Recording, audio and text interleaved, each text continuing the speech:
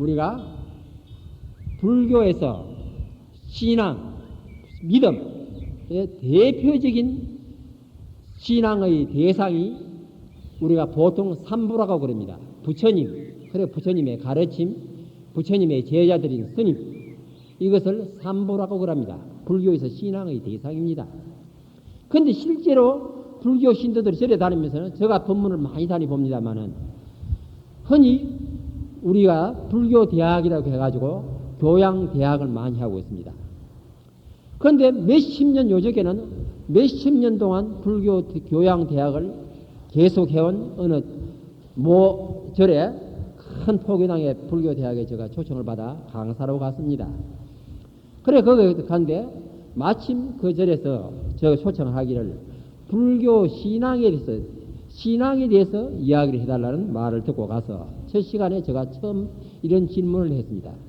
그러면 월정사 주지라고 하니까 아마 뭐 큰 스님이 그런지 불교 대학 재정한 학생 스님 뭐 신도들이 싹 다 모였어요.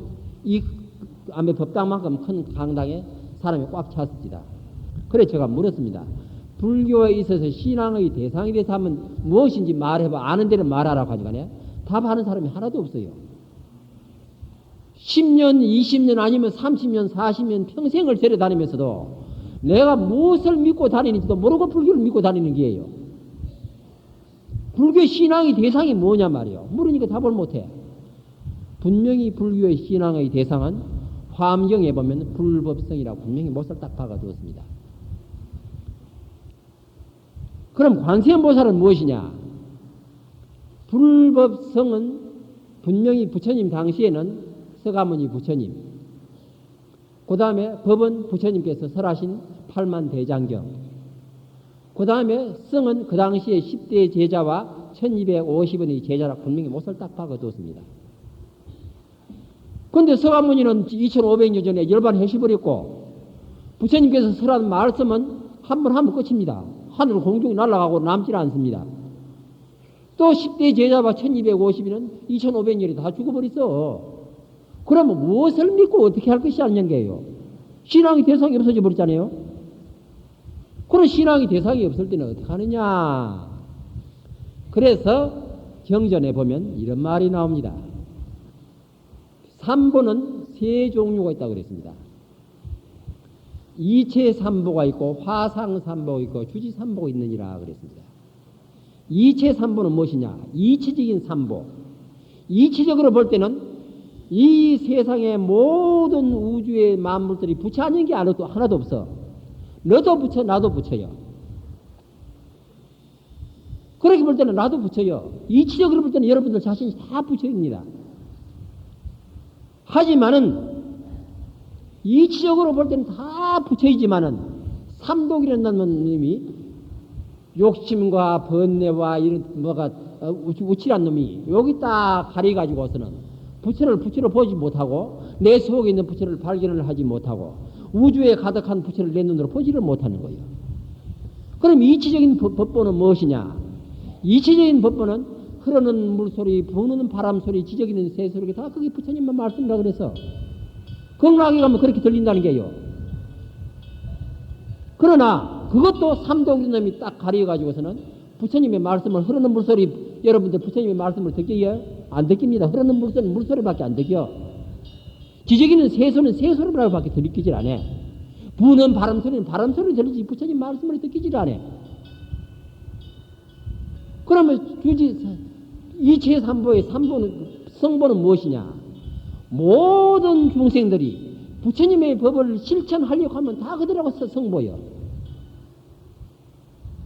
요저께 본말서 주지 회의에 제가 교육하러 나오라 해서 제가 꼭 참석을 합니다. 근데 거기 가서 교육원장하고 포교원장 앉은 자리에서 제가 항의를 했습니다. 무슨 항의를 했느냐 하면 우리 포교원에서 나오는 포교용, 신도용 그 책에 보니까 뭐라고 했느냐. 삼부는 불교를 믿는 모든 사람들은 다 삼부 성부다 하고 이렇게 해석해 두고더만요. 그래 그것은 어디에 근거를 두느냐 하면은 제가 자연인의 이름 제가 거명하지 않겠습니다. 모 박사님께서 삼보를 설명하면서 불교학 개론에 보면 그분이 불교학 개론에 성보는 불교를 믿는 사부대적은 다 성보라고 이렇게 해석해 두었습니다. 그래 그분이 지금부터 제가 1973년부터 1982년까지 제가 일본에서 모 대학을 다니면서 박사과정 공부하느라고 조금 외도를 조금 했습니다. 그때 불교신문에 보니 그 박사가 한 페이지, 불교신문 전체 한 페이지다가 성보는 불교를 믿는 모든 사람들은 사부대정 성보라고 이렇게 설명해 뒀어요. 그래 그것을 보고 내가 보기에는 아무래도 그게 아니라 그래 그 당시 동경 근방에서 스님들이 한 10여 명이 공부를 하고 있었습니다. 그래 우리가 한 달에 한 번씩 그 모임을 갖고서는 모여서 불교에 대해서 이야기를 하고 나눴습니다. 그래서 그 신문을 갖고서는 이렇게 해놔서 이걸 어떻게 하면 좋으냐. 한국에 수없는 많은 스님들이 있지만 여기에 대해서 한 사람도 반론을 하지 못하니까 이런 세상이 이럴 수가 있느냐. 그래서 전 세계에서 율에서 가장 밝은 분이 일본의 히라카와 아키라라고 하는 교수님이 계십니다. 그분은 비록 제가 신도이지만은 철저하게 계율을 지키고 철저한 신행 생활을 하는 분이에요. 그분이 계율에 대한 저서만 수없이 내고 계율에 대한 논문이 수백 편이 발표가 되었습니다. 그래서 우리가 대표자가 몇 사람이 그 사람에게 갔습니다. 그 교수님에게. 왜냐하면 제가 그 당시에 와세대 대학이라는 곳에서 그분이 본래 도쿄 국립대학에서 인도 철학 주임 교수로 가다가 정년 퇴직을 하니까 와세대 대학에서 그분을 초청을 해가지고 와세대 대학 교수로 있었습니다. 그래 와세대 대학에서 인도 철학 주임 교수로 계셨습니다. 그래 제가 그 당시 그분에게 화엄경 5교장을 공부를 하고 있었습니다. 그래 그분에게 가서 그 논문을 갖고 가서 설명을 했습니다. 한국에서 이런 것을 발표했으니까 여기에 대해서 교수님 반박할 자료가 있습니까? 하니까 픽 웃으면서 참 무식한 소리 찾아가면서 하고 있다고. 나도 제가 신자지만은 어찌 감히 제가 신자가 삼보가 될 수 있느냐 하면서 자료를 싹 줬습니다.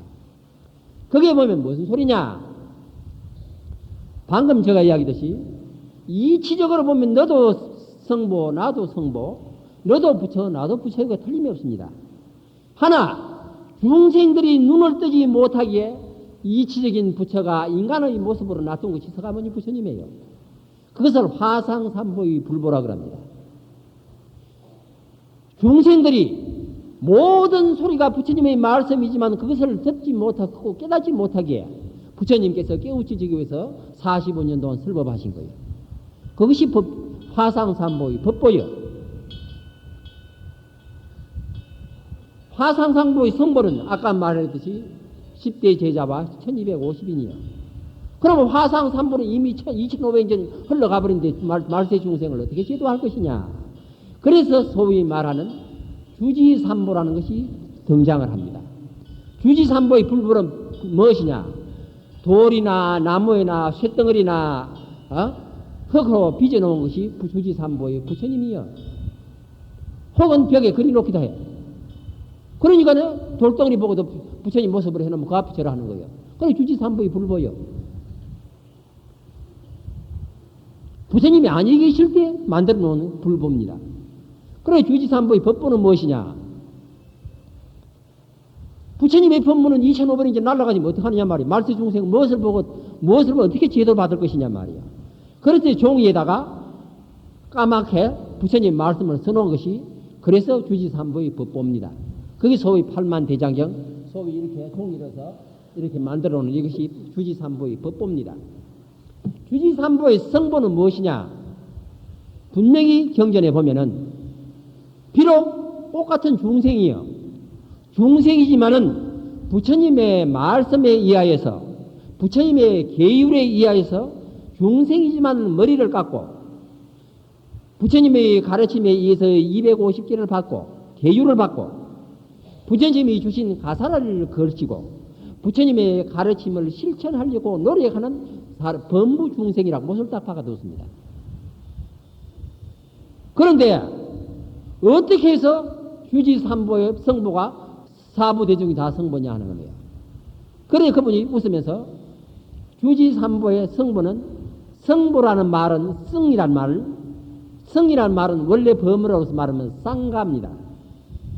상가를 중국 사람들이 번역할 때 중성자 하고서 인변에 더할 가자 해가지고서는 그래서 상가라고 번역했습니다. 중국어로 하면 그대로 상가입니다. 우리말로서 음력을 하는 게 성가가 되는 게요. 그래 뒤에 가자를 빼버리고 성하는 게요. 그런데 중성하거든요. 한문으로.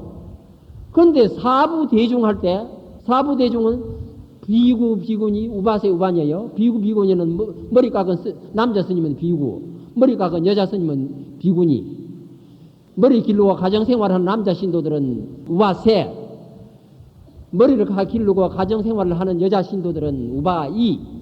그래서 사부대중이에요. 근데 사부대중이라고 중자, 큰 대자 중이라고 할 때 무리 중자는 원어로 말할 때는 상가가 아닙니다. 파리샤드입니다. 그래 그분이 무식한 소리로 파리샤드와 상가도 구별 못하는 사람들이 무슨 놈의 학자라는 게요. 그래 분명히 파리샤드는 상가가 아닙니다. 그러면은 관세음보살은 무엇이냐? 우리가 흔히 관세음보살, 대세지보살, 보현보살, 문수보살, 4대 보살을 그러잖아요. 그다음 지장보살까지 5대 보살입니다. 보통. 그래서 대지도론인들의 곳에 보면은 이 5대 보살은 성가에 속한다고 못을 박아놨습니다.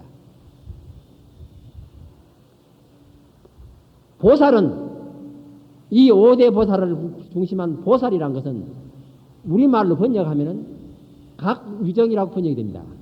보디사트바거든요. 그 산스크리트로 범어로 말할 때 보디란 것은 깨침을 말하는 거예요. 사트바란 것은 중생을 말합니다. 깨치긴 깨칠 때 아직까지 중생을 위하여서 이 세상에 남아서 항상 중생과 더불어 생활하면서 중생을 깨침의 길로 인도하기 위한 정말하면 인격신에 지나지 않습니다. 정말하면 육체를 갖춘 역사적인 인물이 아닙니다. 그것은. 여러분 관세음보살 인간의 모습을 한번 본 분이 있어요? 인간이 아닙니다. 그는. 단 인격신에 지나지는 인격체로서의 중생을 제도하게 한 방편으로서 나타나는 몸에 지나지 않습니다. 그러면 관세음보살은 어떤 분이냐 하면은 아미타경에 보면은 극락에서 아미타불을 중심으로 해서 오른쪽에는 대세지보살이 계시고 왼쪽에서는 관세음보살이 항상 극락 세계에서 중생을 제도하기 위해서 계신다는 게요. 그런데 그 관세음보살이 이 현세에서는 어떤 역할을 하느냐? 관음경에 보면은 법화경 관음경이라는 곳에 보면은 관세음보살은 부처님의 자비를 중생을 위하여서 실천하는 분이라는 거예요.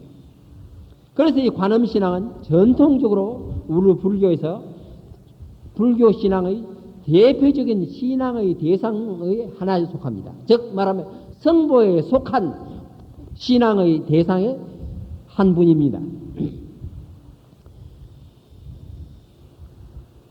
불교에서는 흔히 우리 스님들이 이런 소리 잘합니다. 기독교에서는 하나님을 믿는데 불교에서는 뭘 믿느냐 그러면 불교에서는 믿음이 없고 깨침이 중요하지 믿음은 없다고 이렇게 말합니다. 그러나 분명히 화엄경에 믿음은 모든 복덕의 어머니라고 말을 하고 있습니다. 신앙이 없는 종교는 있을 수가 없습니다. 믿음이 없으면 화엄경이 말하기를 믿음이 없으면 깨침도 이룰 수가 없다고 그랬습니다. 그래서 이 관세음 신앙은 불교 신앙의 대표적인 것과 동시에 신이 없는 믿음이 없는 지식이란 것은 아무리 법문을 많이 듣고 팔만대장경을 졸졸 외운다 해도 믿음이 없는 지식은 아르마리란 것은 그것은 삿된 아르마리 지나지 않습니다. 아까 말했듯이 어떤 박사가 되면 뭐 하느냐 말이요. 올바른 믿음이 없으니까 그런 삿된 소리를 하고 있습니다. 또한 바른 믿음이 없는 신앙은 또 삿된 신앙으로 빠집니다. 그러다 보니까 우리 불교신도 어떤 분들은 저 지나가다가 돌덩어리만 봐도 합장하고 저러나 관세음 보살이 또 심지어 어떤 푸닥거리 한 대 가지고 또 합장하고 관세음 보살이 그건 삿된 신앙이 지나지는 않습니다. 그러니까 지식이란 것은 불교에 있어서 경전을 알고 배우고 법문을 듣는 것은 올바른 신앙을 이루기 위한 기초 공사에 지나지를 않습니다. 이런 건물을 짓는데도 기초공사 잘못해놓으면 하루아침에 무너져 버립니다. 그래, 건물을 짓기 위한 기초공사가 바로 불교에 있어서 법문을 듣고 경전을 보고 하는 이유가 거기에 있습니다. 또한 믿음도, 믿음이 없는 지식은 또한 삿된 지식에 지나지 않습니다. 그래, 믿음과 지식을 동시에 갖추어야 깨침의 길로 갈 수가 있는 것입니다. 예를 들어서 제가 삿된 종교로 그랬는데 여러분들 기억이 나시는 분들이 있을 겁니다. 88년도에 어떤 사건이 있었습니까? 우리나라 종교적인 큰 사건이 있었습니다. 결과적으로는 그것이 종교를 사칭한 사기를 해가지고 어떤 목사님이 구속되었습니다. 기억하세요? 88년도 휴거 사건. 하나님 88년도에 하나님께서 심판을 해가지고 하나님 잘 믿으면 하늘에 다 날아가 버리고 나머지 사람은 전부 지옥 간다고 큰 소리 뻥뻥 쳤습니다. 근데 88년도 무슨 사건 터졌어요? 하늘 날아간 사람이 있습니까? 압니다. 지옥 간 사람도 있습니까? 아무 일 없어 그냥 지나갔습니다. 근데 그것을 믿고 야단이 났거든. 그때 곳곳에 가면 전부 전신 주고 벽에고 온 데가 막 피고 난다고 야단이 났습니다. 근데 무슨 일 있어요? 아무 일 없었어요. 그런 예가 삿된 종교의 한 예입니다. 올바른 믿음이 없으면 그렇게 되는 거예요. 또 얼마 전에 80몇 년도가 여러분들 오대양 사건 여러분 기억하시는지 모르겠습니다. 50몇 명이 한꺼번에 독약을 먹고 자살했습니다. 곧 말세가 되어가지고 자기네들 종교 믿으면은 다 구원받고 다 극락가고 나머지는 지옥 간다고 큰 소리 뻥뻥 치다가지고 아니되게는 독약을 먹고 53명이 한꺼번에 자살했습니다. 대전에서. 여러분들 기억하시는지 모르겠습니다. 또 바로 작년 재작년에 우리나라 유명한 종교 사기 사건이 났습니다. 바로 강원도 제가 사는 우리 교구입니다. 강원도 홍천에서 일어났습니다. 여러분들 기억하세요? 천종교 사건. 부부간에 지금 똑같이 구속됐습니다. 지금 실형 받았어요. 남편은 12년인가 받고 부인은 8년인가 받았습니다. 자그마치 800억 사기 사건입니다. 말세가 되니까 자기네들 신을 믿으면 곧 구원받는다 해가지고 심지어 우리나라 유명한 장관, 국회의원, 변호사, 교수 그게 몇백억씩 다 투자 다 했습니다. 제가 아는 유명한 어떤 보살입니다. 어떤 절에 아주 유명한 화주 보살님이에요. 그 보살님도 저도 제가 개인적으로 친하거든요. 아주 친하고 지금 권력청각과 아주 깊은 관계가 있는 분이에요. 그분이 제가 내 불사하니까 그랬어요. 보살님 화주 좀 하라니까. 아이 내가 바빠서 못합니다. 나중에 알고 보니 그게 가담해가지고 몇백억 신도 다 끌어가가지고 화주했다는 게요. 그래 내가 참 잘 놀아난다고 이게. 몇십 년 전에 다르다 말짱 할 바른 신앙이 있으면 그렇게 돼. 삿된 종교에 빠지면 그렇게 됩니다. 하기 때문에 반드시 우리 불교 신도들은 올바른 신앙을 갖기 위해서는 올바른 스님들에게부터 올바른 법문을 듣고 부처님의 가르침을 항상 경전을 내가 읽고 지녀야 되는 거예요. 그래서 반드시 올바른 불교 지식을 갖고 있어야 됩니다. 그 위에서 올바른 믿음을 가져야 되는 거예요. 바로 이번 이렇게 훌륭한 법회를 여는 목적도 이 대구 250만이가 280만 시민들에게 부처님의 올바른 가르침을 심어주려고 이 지성 큰 스님께서 암의 원력을 세운 것 같습니다. 저는 도저히 나는 이런 간 때문에 큰 짓을 못합니다. 나는 자신이 없어. 100일 동안 어떻게 매일 몇천 명 신도 동원해요? 저는 못해요. 그런데 역시 큰 스님은 원력이 틀리는 것 같습니다. 그래서 저는 이 지성 스님을 제 마음속으로 아주 존경을 합니다. 바로 관세음보살의 신앙도 관세음보살에 대한 올바른 이해에 의해서 이루어져야 하는 것이라고 봅니다. 바로 그것이 오늘 이 자리에 저를 앉혀남의 목적인 것 같습니다. 왜냐하면 제가 아까 이야기했듯이 제가 법화경을 이 관세음보살은 라는 것은 관세음보살 보문품에 의하여서 나온 신앙이거든요. 관세음보살 보문품이란 것은 법화경 28품 중에 하나입니다. 그래 제가 법화경을 한 15년 동안 석사과정, 박사과정에서 한 15년 동안 제가 연구를 했고 대학에서 한 15년 동안 강의를 했습니다. 그러다 보니까 아마 이 지성큰 스님이 그것을 알고서는 아마 관세음보살에 대해서 와서 이야기해달라고 아마 한 것 같습니다. 그러면 관세음보살은 어떤 보살이냐? 관음경에 의해서 제가 오늘 말씀드리려고 합니다. 관세음보살 보문품이라는 것은 법화경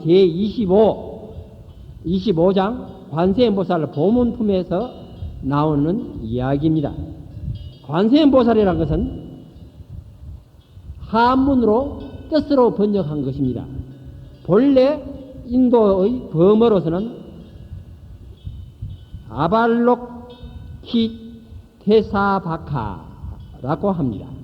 그래서 이것을 아볼라카라 하는 것은 세상을 본다 하는 뜻이고 테스바라라고 하는 것은 소리라는 뜻입니다. 그래서 세상의 소리를 관한다, 본다. 그래 정말하면 중생들의 모든 소리를 항상 듣고 있다는 그런 뜻입니다. 관세음보살이라는 것은. 그래서 관세음보살은 항상 세상의 모든 중생의 소리에 귀를 기울이고 있다는 거예요. 그래 이 법화경에 보면은 4대 보살이 나옵니다.